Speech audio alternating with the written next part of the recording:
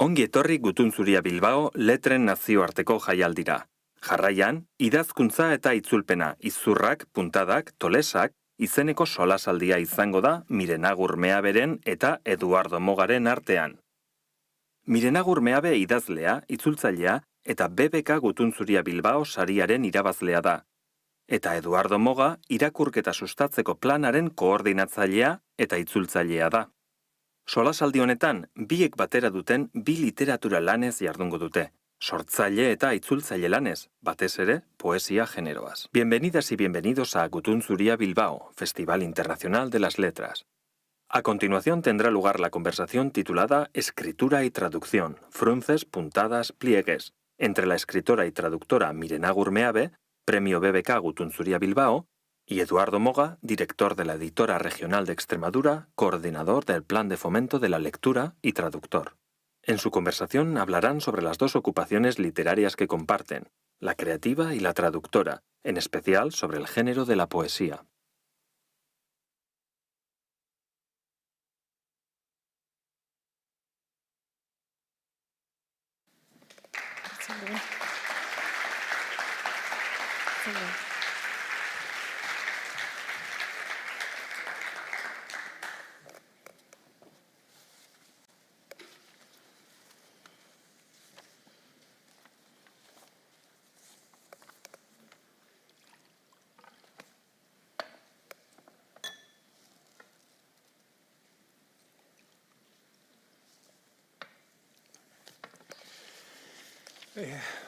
Hola, buenas tardes.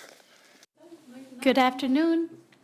It's a pleasure and an honor to be here in the Gutun Zuria Festival with all of you, and more particularly with Miren Agur Meabe, close friend.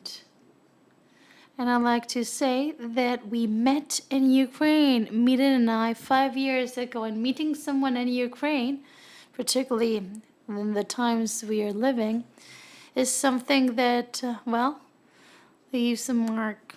We met 5 years ago in Ukraine, Miren and I, and it's been a pleasure to see how that encounter, that short and exotic encounter, has grown, has blossomed as a friendship and literary admiration on my behalf.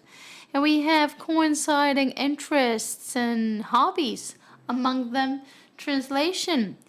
The subject matter that we are going to address today, thanks to the International Literature Festival Gutun Zuria. The title of this session is Folds stitches and pleats. 3 terms from the world of weaving, stitching. The title of this session was hers, and when he mentioned this by telephone, I found it most appropriate. And we have very coinciding interests and hobbies, as I have said. And my mom and her mom were both seamstresses, were dressmakers. They worked with fabric, repairing fabric. And my mother was a seamstress, as well, many other women in the 50s and 60s in Spain. And I found this metaphor extremely interesting. And I like to draw parallelism between translation and weaving fabric. Translation is weaving the fabric of language. We make stitches, as my mom used to say. We make folds. We make pleats. This shirt I'm wearing right now, when I folded it in Barcelona, I realized I was missing a button, and I sew it because I remembered how my mom had told me a series of things. She had shown me, to tie my shoelaces, sew a button, and I found this title most interesting to refer to the world of translation and life in general. As regards translation specifically, I'm going to share with you some thoughts, Miren as well. She has prepared a text. And I'd like to make some comments and to prompt the discussion and the conversation between Miren, myself, and also with you, of course, if you so wish, regarding the world of translation. And as regards translation, there's something that has always caught my attention still today, which is the fact that when I read an article or a critic on a translated book, and the critic, the author says, and let's imagine that it's a book of an author I have translated, as Walt Whitman says, blah, blah, blah, blah. And basically then they quote the verses translated by the translator, as Walt Whitman says. And it's not Walt Whitman who says that. It's me. It's the translator who says that. I don't aim with this comment to say that above the author. I'm aware of the fact that we translators are somehow subordinate to the author, to the service of the author, subservient to the author. But the words that people read translated by us, Miren, myself, belong to the translator. Those are words chosen by the translator, not the original author. The original author chose his or her words. We chose ours. We make our own decisions, and we create our own literary world that is ancillary or dependent or contingent on that author that we are translating. I don't understand why people don't see it this way. The translator is also, and perhaps I'm being provocative here, the translator is also co-author of the book.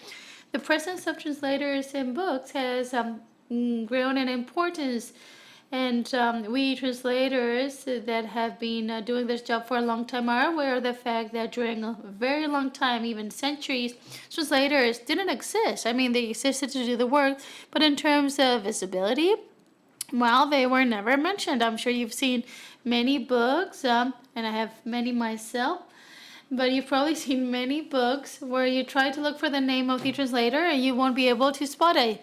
And you see translation agency X or publishing house Y. So you do not know who has chosen those words. It hasn't been the author, it has been the translator, and this has changed, fortunately so.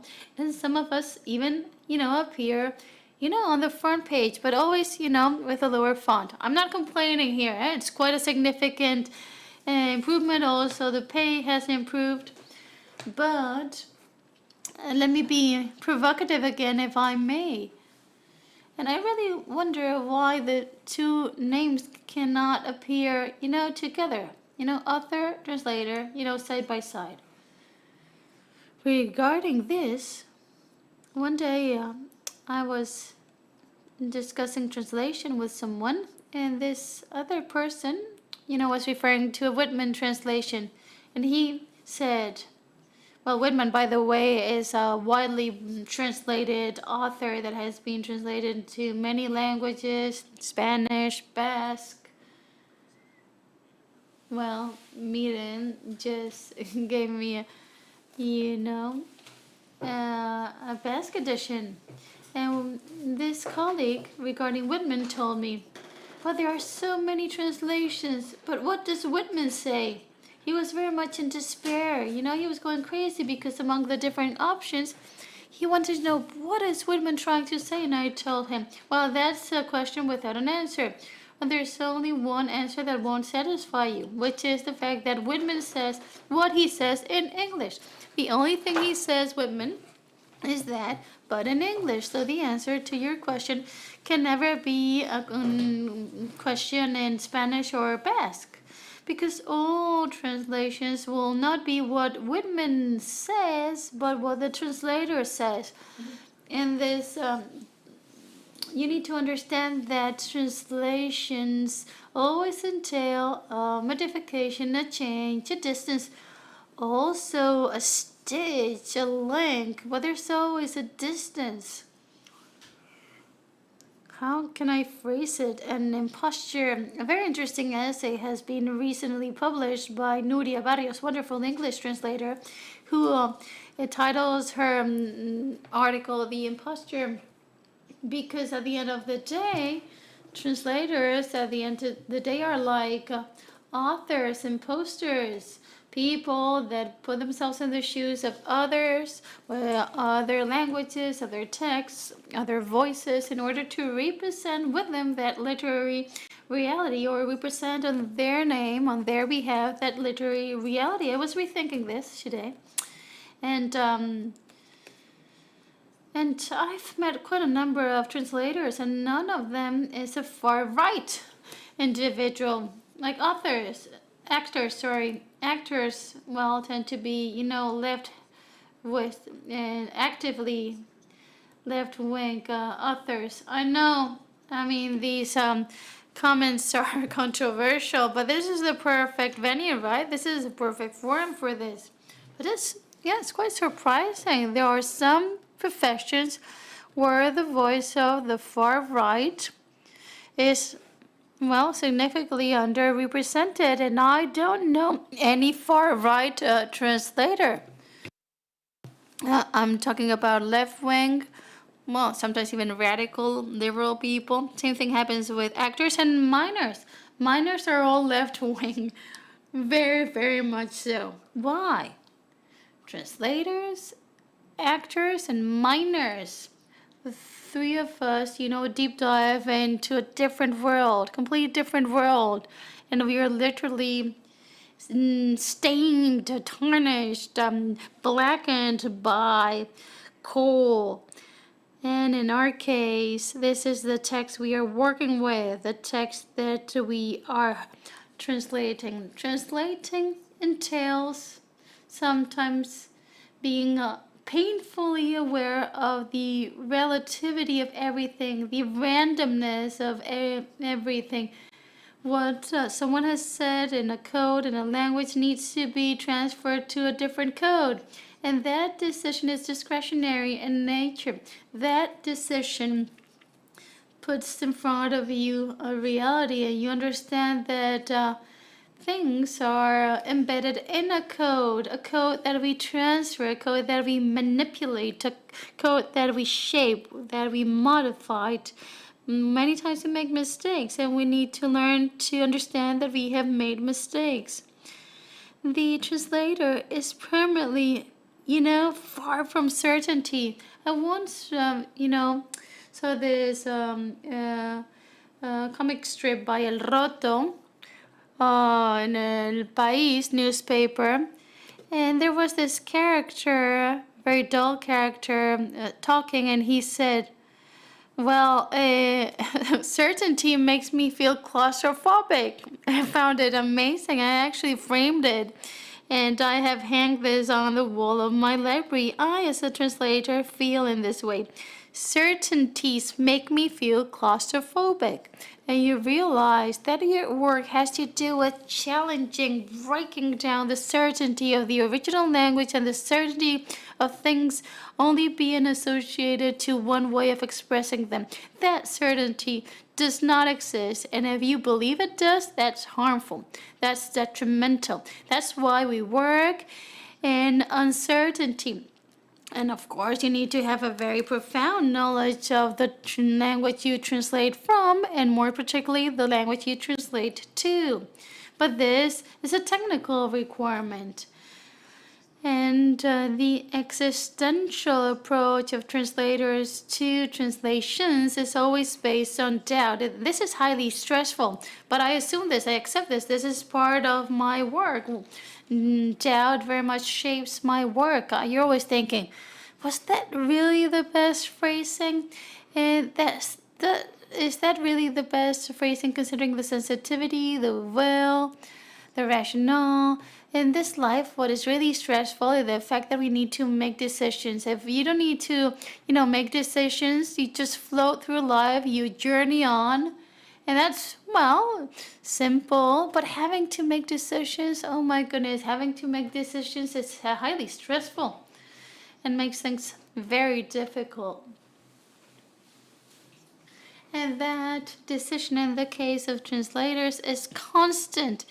Each word needs to be decided by you. You need to decide what word matches each of the words you are translating. You need to decide every comma, every pause. You need to decide every tone. Tone is of the essence, isn't it?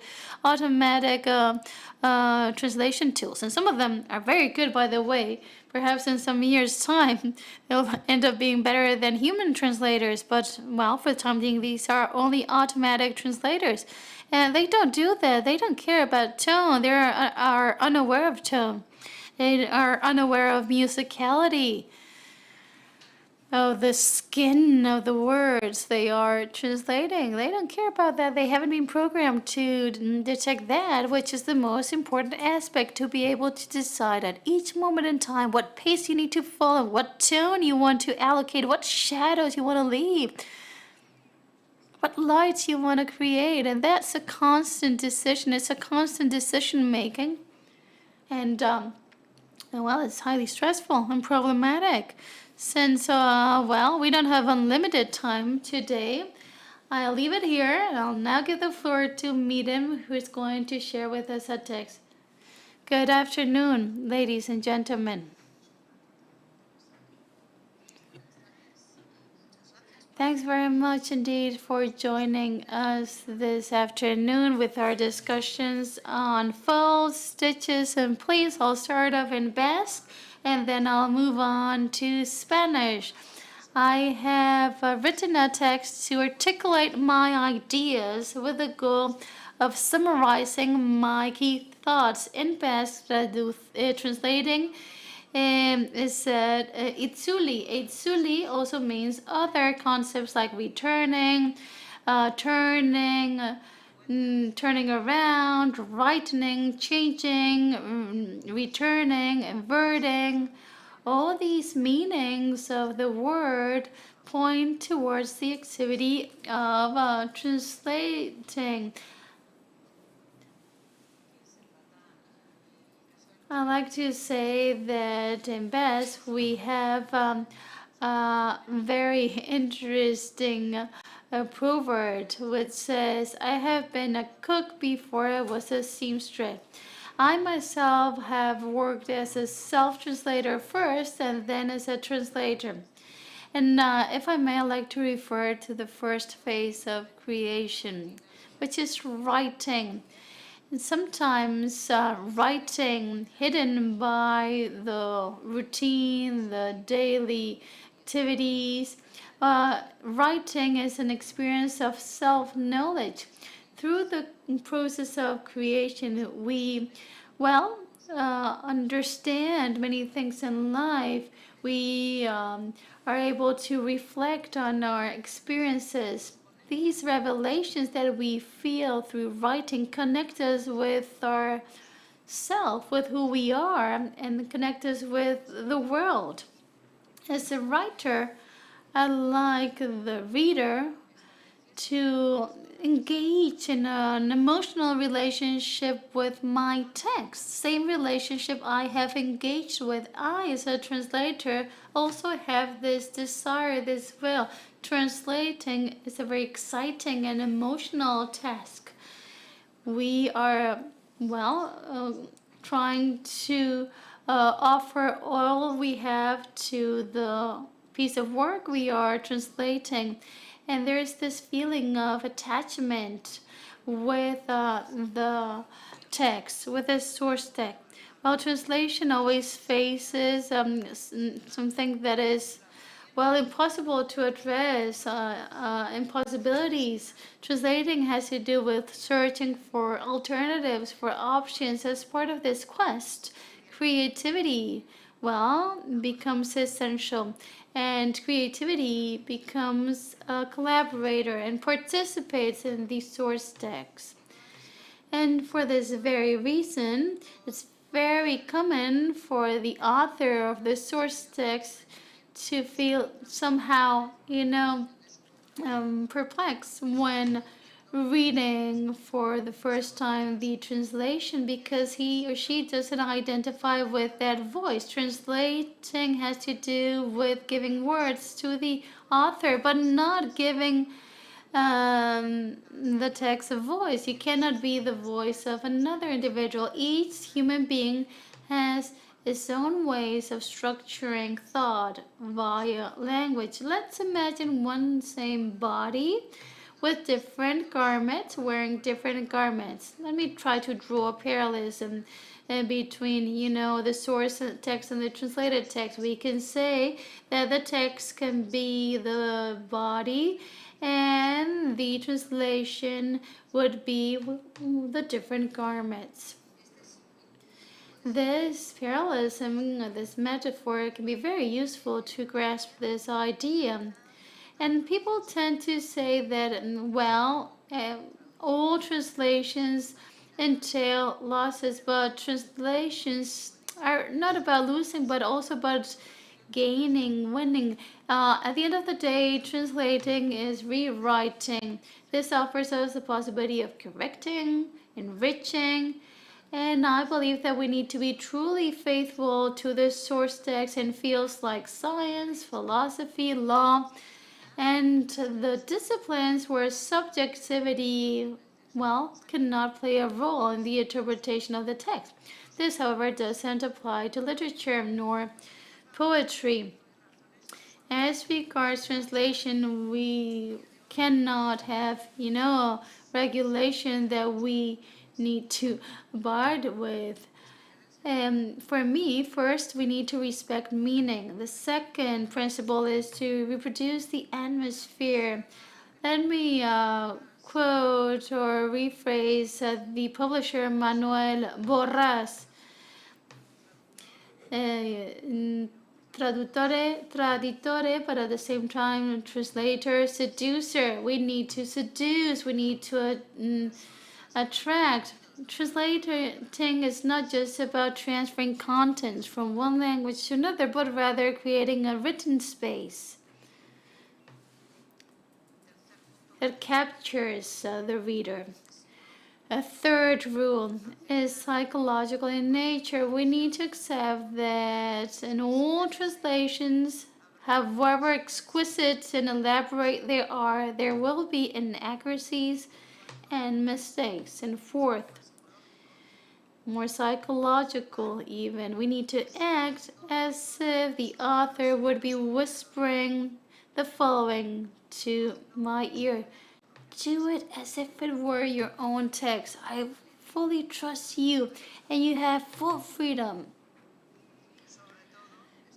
And this is very liberating if we cannot, contact the author and agree solutions, because the author has already passed away. For me, it's impossible to talk about translation without talking about self-translation. Had I not self-translated myself, wouldn't have been possible. Had I not self-translated my works, I would be a poor writer, and I would have traveled less. Because translation is a passport for international literary conferences. I always self-translate myself, regardless of the genre, and people ask me why. Well, I have this inner calling. Well, first, because I can see what I've written better when I see it from the perspective of the other language. And I'm able to spot, the flaws. Self-translating gives me, the power of controlling my work. And I have a trend to self-protect myself, if I may. Secondly, because testing my literary language in Spanish is a very interesting formal exercise. It helps me address new situations. Changing the text from the source text to the target text is like giving wings to the text, wings that allow the source text to fly higher. Yeah, of course, if you have the possibility of tinkering with the source text. When I self-translate myself, I take many licenses. For example, I broaden semantic fields, I restructure paragraphs, I hone the text in order to enhance the aesthetics and to fine-tune the content. These are valid tactics. I don't know if this is appropriate, but I believe that these are valid tactics. In my opinion, we need to understand that the text is always alive. I believe that texts are organic, that it's a living entity that can prompt changes. And last, I believe that it's necessary here and now to make a gesture to publicly support pluralism.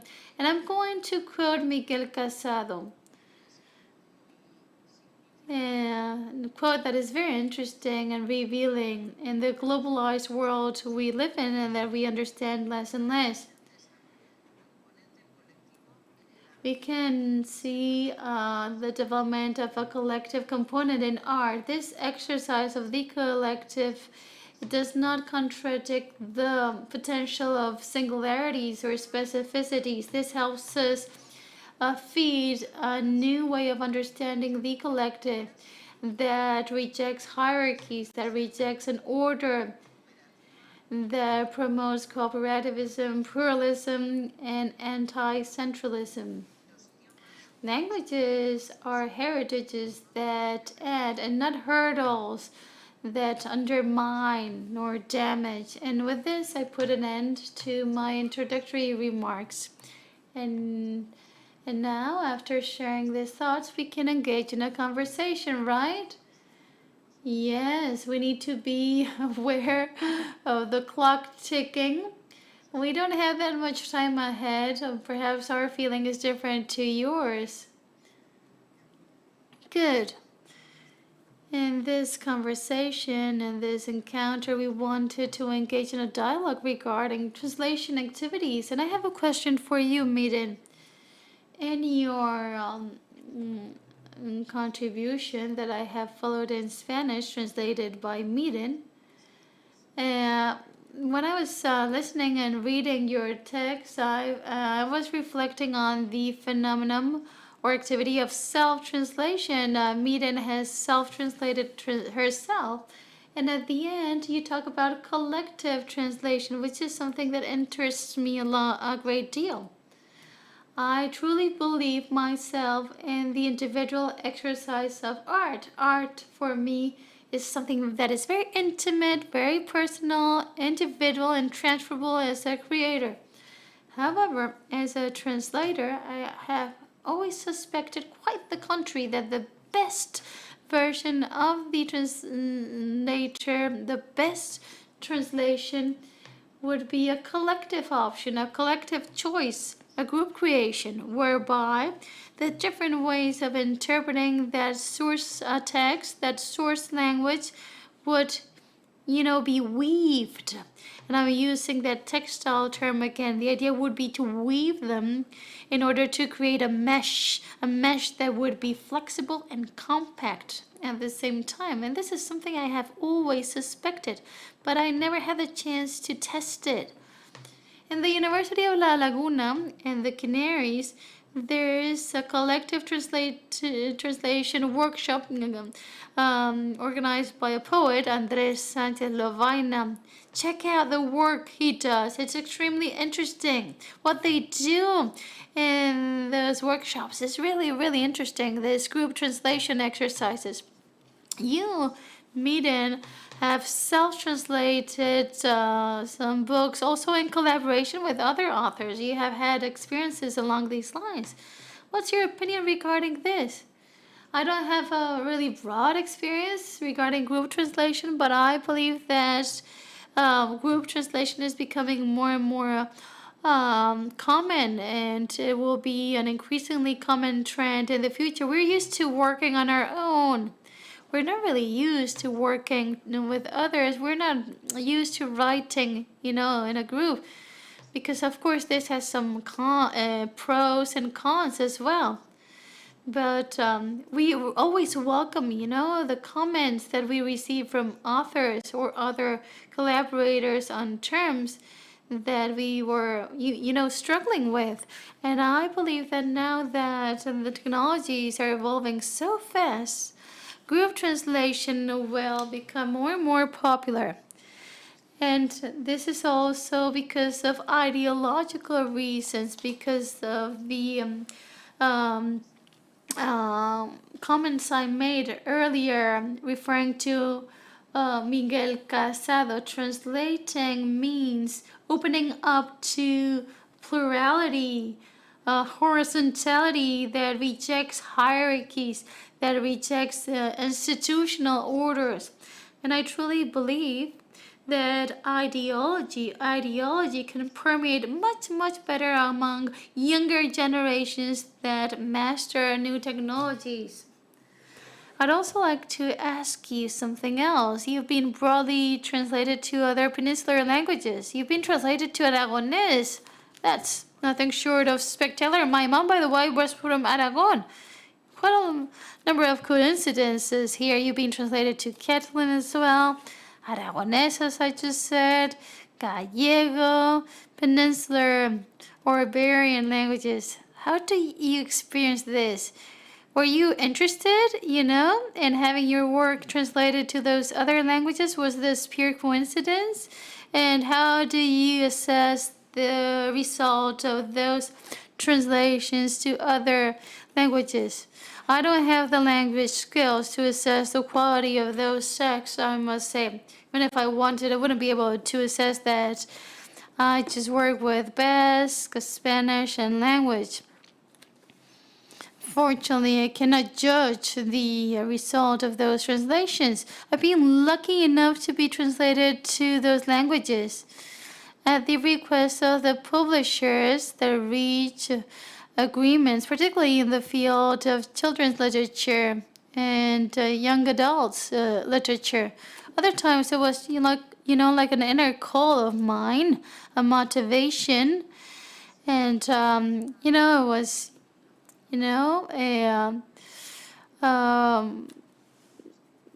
wishing to self-translate myself and to have my text translated. Usually, these are, the outcomes of small independent publisher houses from Catalonia and from Galicia that basically promote this kind of collaboration. I consider myself to be very privileged, very fortunate. As regards translations to Arabic, and I love to say that I've been translated to Arabic because nobody knows this. By the way, I love saying this.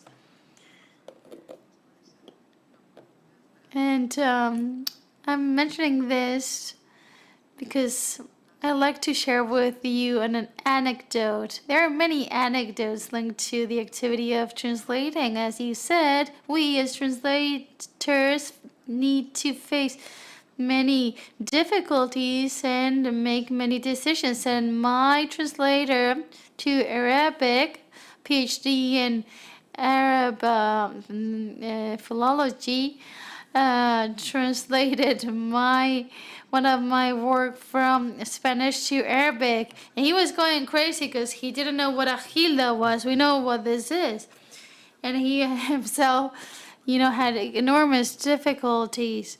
And I'm going to share another anecdote, if I may. When I was translating from French a book from a survivor from Rwanda, who currently lives in Normandy and writes in French, La Femme aux Pieds Nus, and I really had to face major difficulties when translating her work because I was, having great difficulties to translate the term macadam. I only thought about, macadamia nuts. And I thought, well, perhaps macadam is one of the plants, a vegetable, and then I realized that macadam came from Mac Adam, who was the engineer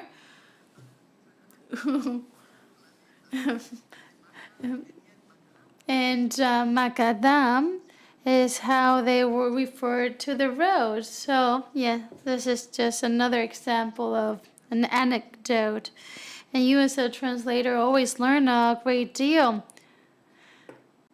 The world just introduced by Miren is the world, the daily world, the daily life of translators, the world of doubts, of difficulties, and of what I call the voracious world of mistakes. Those mistakes that are always looming in the horizon. And recently, a good friend of mine, Lauren Shigman, an American writer, she's also a translator, by the way, and she lives in Casablanca.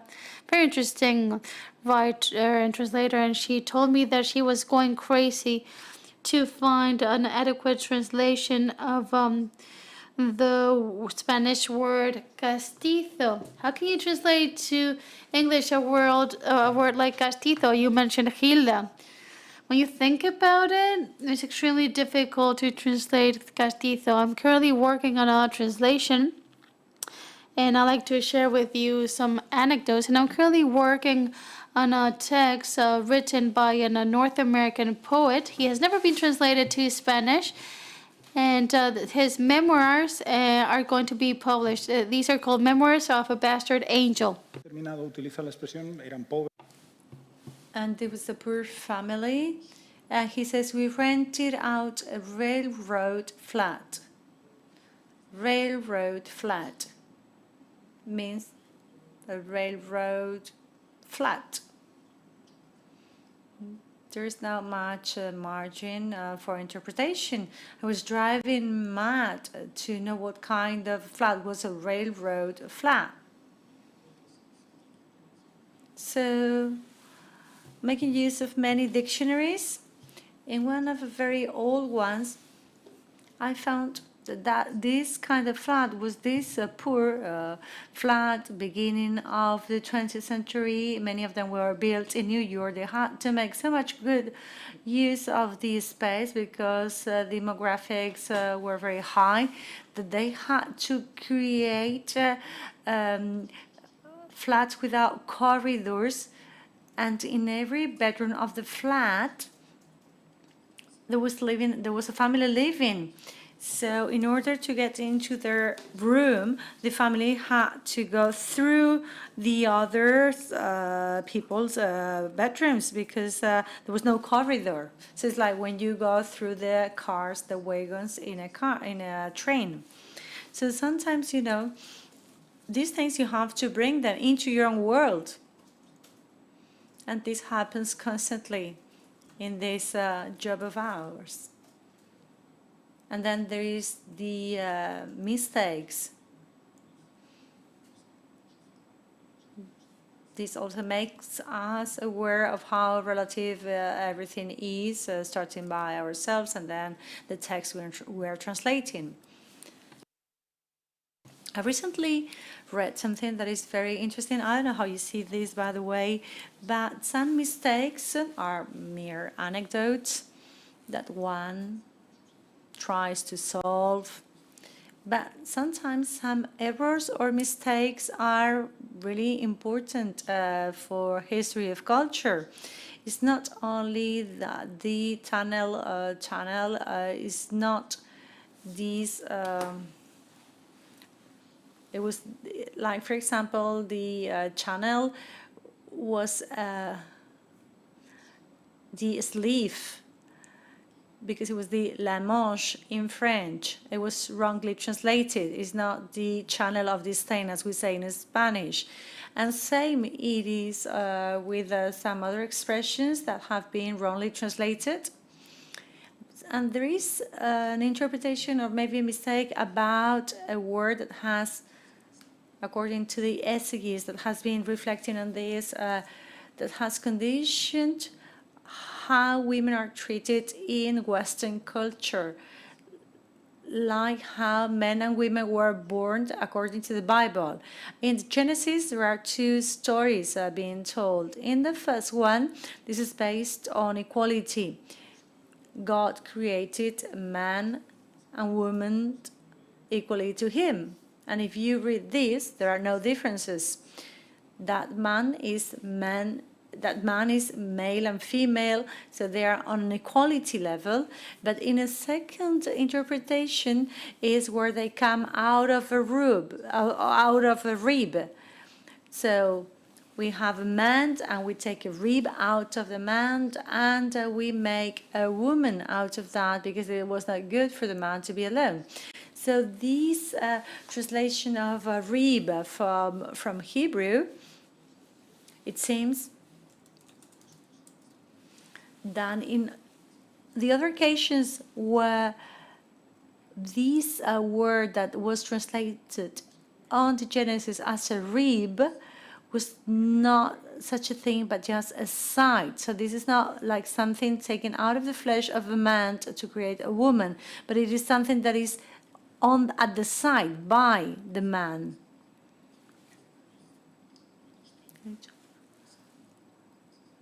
So you say some translation mistakes or different interpretations have been there forever, and I don't know whether this thesis is right or not, but I think it's quite possible. I think, and it has had an impact, as the essayist says.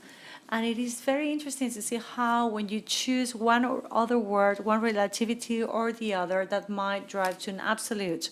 How when you choose one option, you make a choice that is relative, of course, might lead to something that is a new conception that will prevail for a long time in a given culture or in a given literature. Now that you say that, says Miren, you know, you've mentioned the Bible. Do you know who is the patron saint of the translators?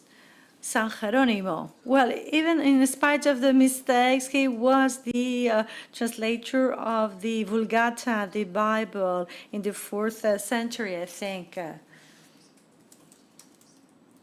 So he wrote a very, very successful translation, not like us. So I think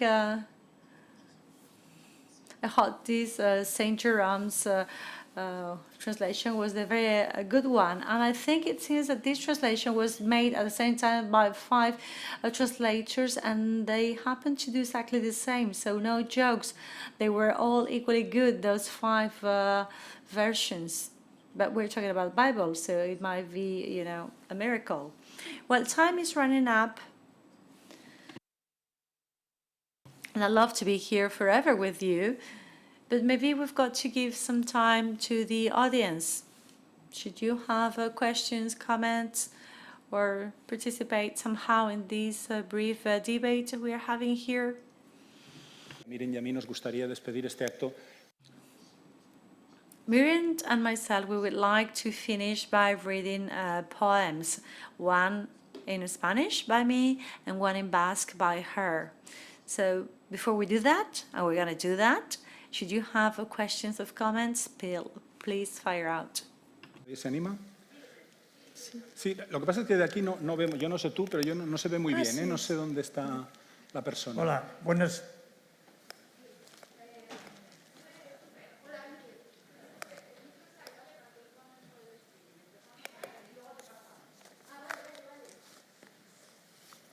Arrachaldeón, buenas tardes. Miren Agur, tú te has autotraducido, pero ¿por qué no te autotraduces? You've self-translated yourself, but why don't you self-translate your poetry? What is the issue with poetry?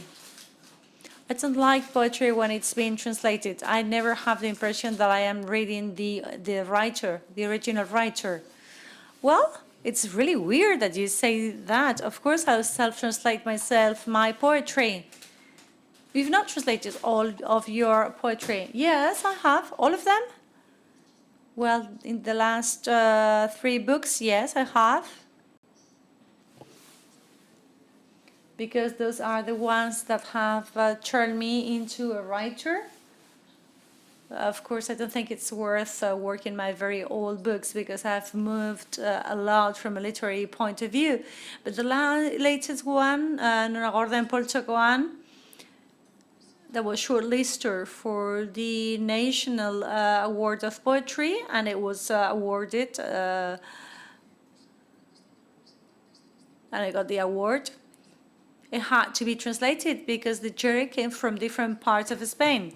So before it was published, the new version, it went through the proofreader, and it is in Spanish, and also mousse in my hands or foam in my hand, and the code of my skin. I have translated myself, and I can translate poetry into Spanish. It is difficult, but as I've said before, if you face your own, you confront your own text in a with a flexible approach, considering it might get wings, then on the destiny language, then the text starts flying and then requests things that maybe were not there on the original text. My experience is that when you translate into Spanish, I am already paying attention or looking at the text with different glasses, so to say, because when you're writing your own language,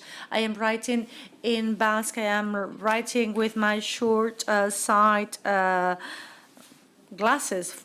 The context is my community, but then when I write into Spanish, I have to look things from a farther distance, and then I realized that the receptors of these texts in Spanish might be reading me in Spain, in Bilbao, or in Mexico.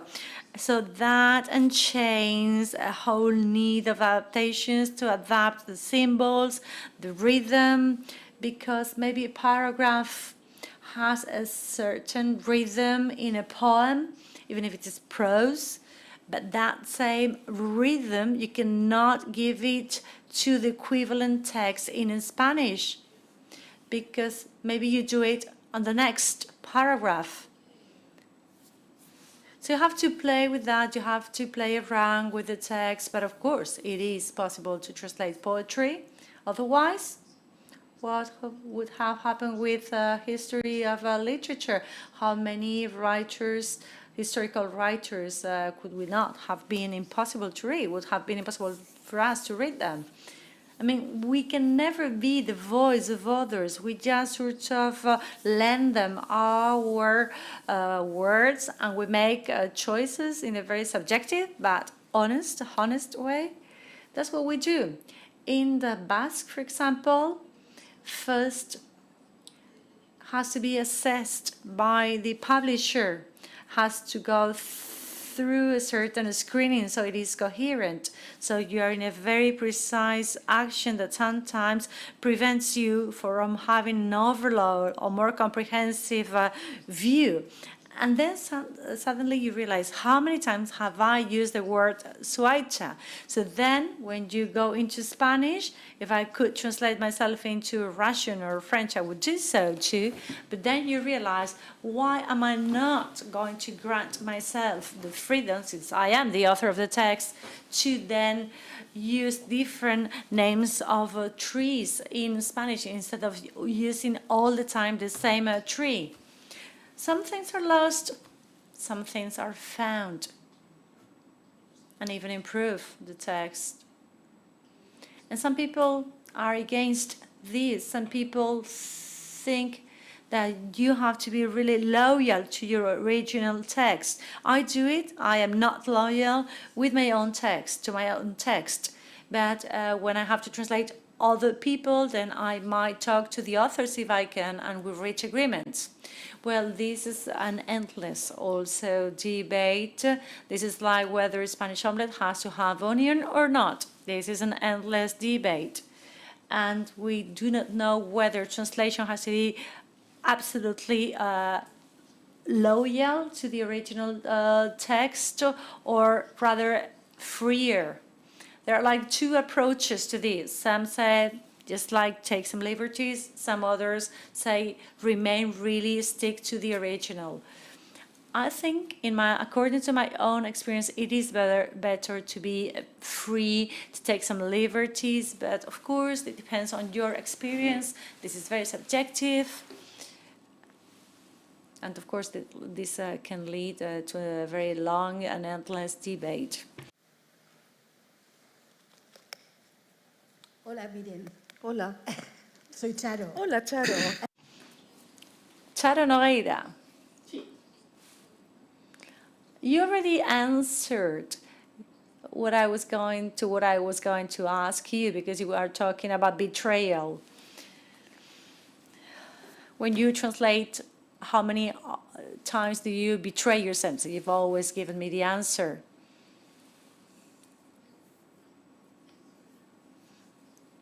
What makes you betray yourself? Because that day you feel happier or sadder, or because it is sunny or it rains, or just because you are reading something and you say, how did I write this? Oh, you almost gave the answer, but that was my question, really. Why? Why do you change some things? Love is the answer. Love to the text. Love for the love to the new text, because I want it to be very good. If I realize I can improve it in relation to the original one, then I do it, because improving the translation is also improving the original text. It is rewriting. I'm not inspired by my emotional situation or by the weather. If there is a poem, or let's talk about this poem that was a big of an issue to be translated into Spanish, and I was paying tribute to two Emilys, Emily Dickinson and Emilia Lasturcoa. Emilia Lasturcoa is this very dear character that, as we all know, sings to pay tribute to the sister when she dies in labor after being betrayed by the husband. So here there is the imaginary of Emily Dickinson, the birds, the bread, the snow, and then also this other poem that is a tribute to this lady with all the keys from the father's house, and then the rain. And I made a version in a Basque trying to mimic the same rhythm as on the original poem. So when writing the paragraphs in Spain, sometimes I had to remove things that were not really essential or fundamental. Maybe some elements, I cannot remember, but like in the original, they wrote IV, then if it didn't fit the rhythm in Spanish, then I sort of wrote the name of another climber plant, climbing plant. De tradiciones, ¿eh? Pero ya digo que son siempre, ya me habéis entendido, ¿no? Para hacer el trabajo mejor. Bueno, nos han dado 10 minutos de prórroga. Okay, we have 10 additional minutes, as in football matches. Well, last question, yes? I wanted to ask about the translation into a third language. Should we want to translate from Albanian into Basque or from Japanese into Basque?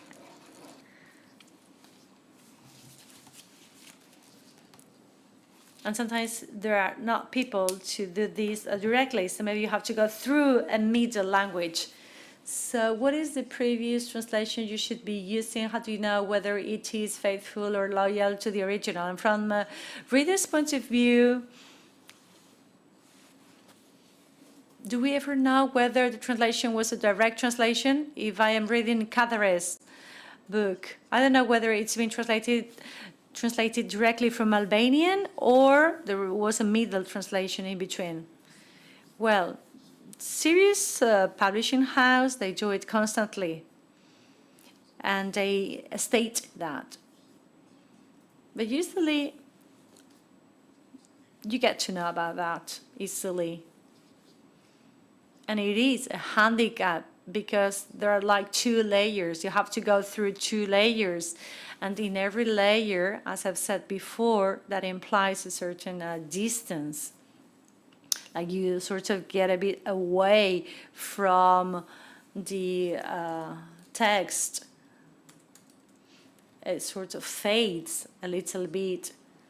So if the first layer from the original language to the other language, then you add your other layer as in between or middle language, then you are adding 2 layers. You're not working directly on the original text and having a short distance. You are also relating to a middle work.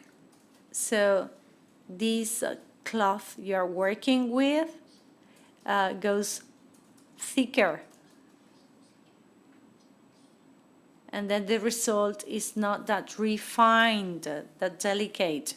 Even though eventually the translation from the original language into the middle language might be a very good one, but this adds layers, and this becomes kind of an issue. I usually try to avoid this translation, and if I've got no other way around, then I usually try to find out whether the middle translator is a good one, whether it's a serious professional, whether we can trust that translator, whether I can reach the conclusion that this translator really had a deep knowledge of the original work. So should I have to confront this double translation? I usually try to do this research. And I think it's the only way around. This is the only way to sort of bridge this double distance. I think, of course, when there is a direct translator done by a good translator, that you know who or she is in bilingual editions. And this is one of the things we've not tackled here, but sometimes even when you are translating a prose, why prose is not published bilingually? This is only done for poetry. And there's only one collection of books directed by Javier Marías. And there was a translation in Spanish, and sort of parallel to it was the English original version. But yes, this issue of double translations, yes, it is an added handicap. And there I think you have to sort of try to put them together and hope for the middle translator to be as good as possible. Yes, you've mentioned something that is the key word here. You say that they fade, the text fades a little. I usually think of this comparison that was made by Marian Antolin. He's an expert, and he says that the original text is like the sun, and the translation is like the moon. So it's a satellite, a passive satellite that reflects the light of the sun. So when a translation lands on the moon, is as if the moon had an additional satellite that, displays a further light. Well, but it's inevitable. Listening to you talking about translation,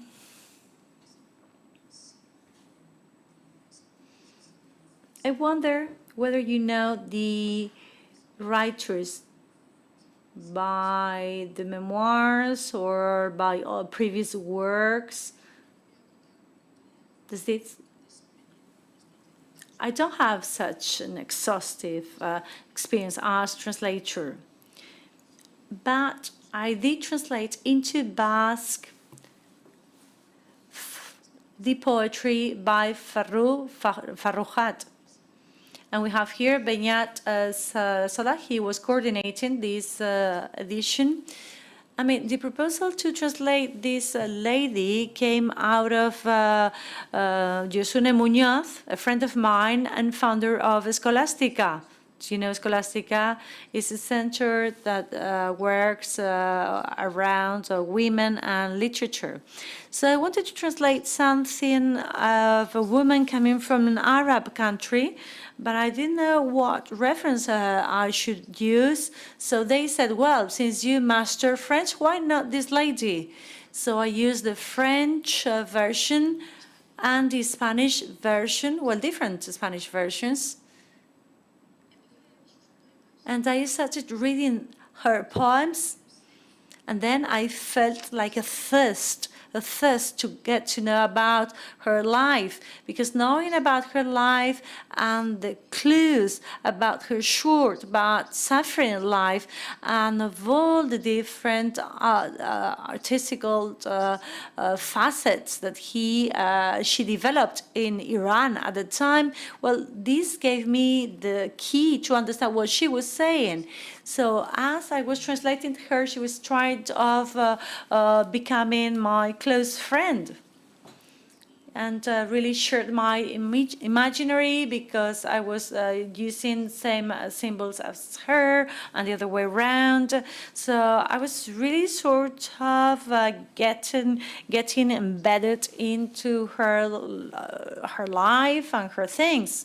And then translating into Spanish Ursula Alberdi or Miren Agur. I mean, both cases to me, it's an honor to do that. That is something more relaxed, more informal. This is more about relating with Dan. We might meet, have a wine and talk.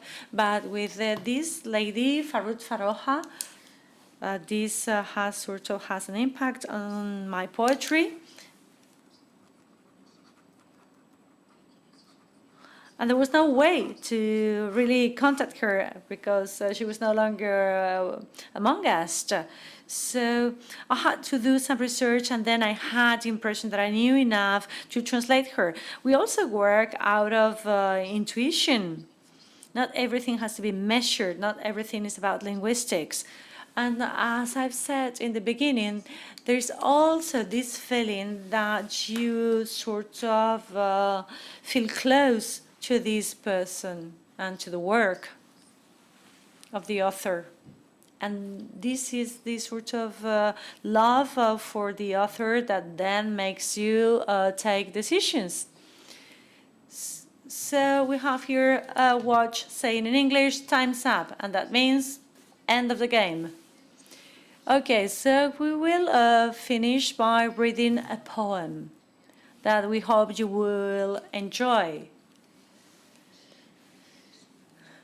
Eduardo is one of the best poets currently in Spanish, and he is also a very high intellectual person. And in his poetry, you've written more than 18 books of poems.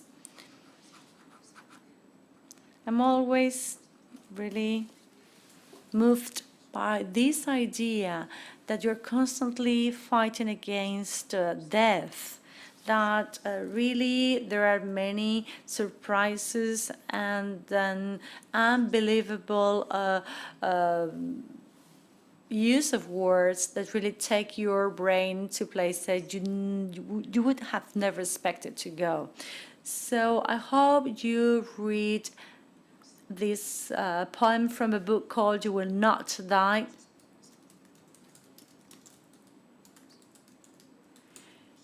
And I think this title, You Would Not Die, reminds me of Gabriel Marcel. Loving somebody is telling that person you would never die. I don't know whether the title is related to that, because I was also shocked and moved by another line. I would keep mentioning your name until there is only an echo in your of ashes. Well, the title is something that I felt in relation to somebody that I loved and that I still love, even if I'm not with that person currently. I love that person so much that that person could not die. The people we love with the intensity I loved that person at the time could not die. I might die myself, although I would like to do this in a later moment, but I could die myself, and I think most of us could die. But that person, given those circumstances, that person could not die.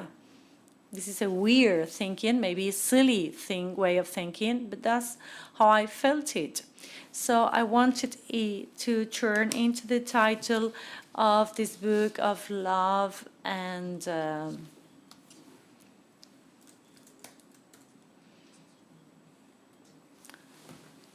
lost of love.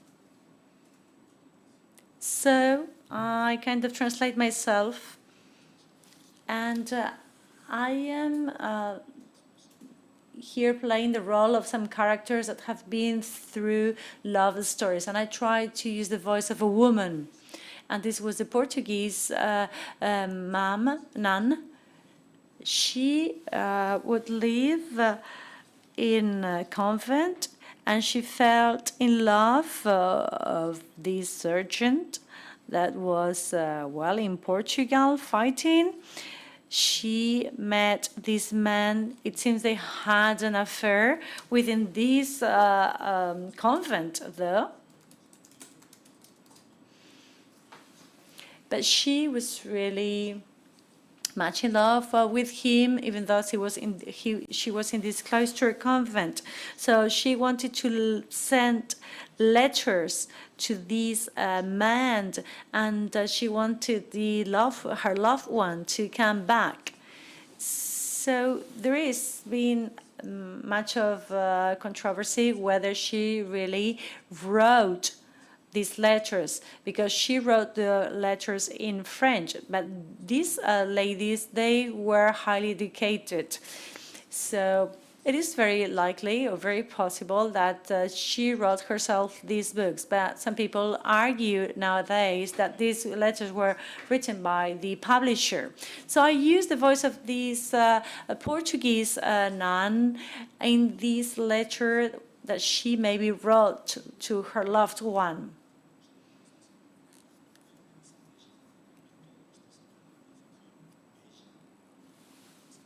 So I am writing from this convent. I write in order to have you. So what you left behind would not disappear. I would love to bring you back from this lost time where you are now.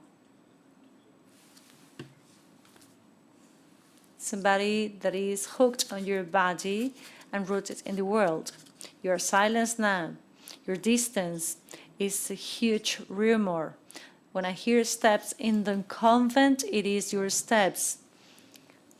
The reality of your tongue that I no longer have pronounces a hurricane of shades.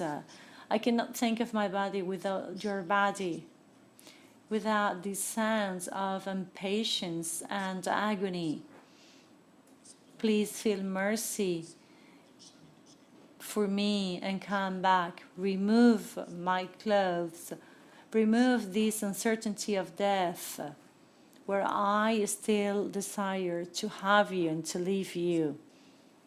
Say something. Let me know you're alive. Come back with your horse, like when you came here. Ride me like when you got into me.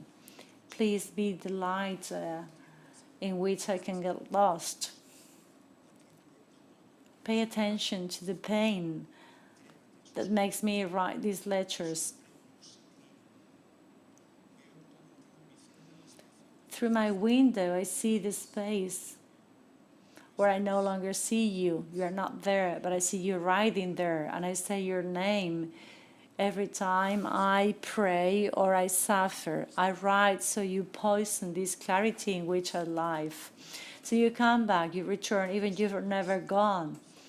So you're part of this cross that is my suffering. I smell of cumin and other species in the kitchen, and I feel despair. I feel desire here by a candle. So I write to you because I still see you, even if you are not there, because silence talks about you. And because these words sort of link you to my flesh that is desperately yours. This is a free version, of course.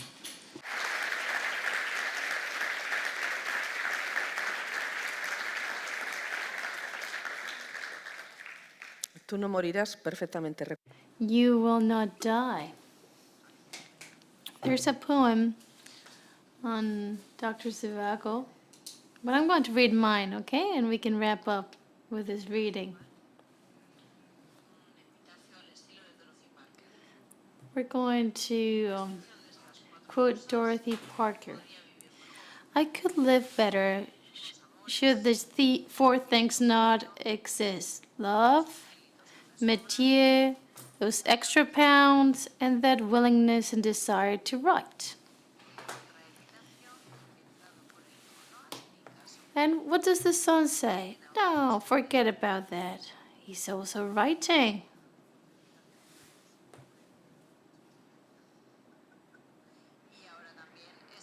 And right now, he's translating. Thank you very much.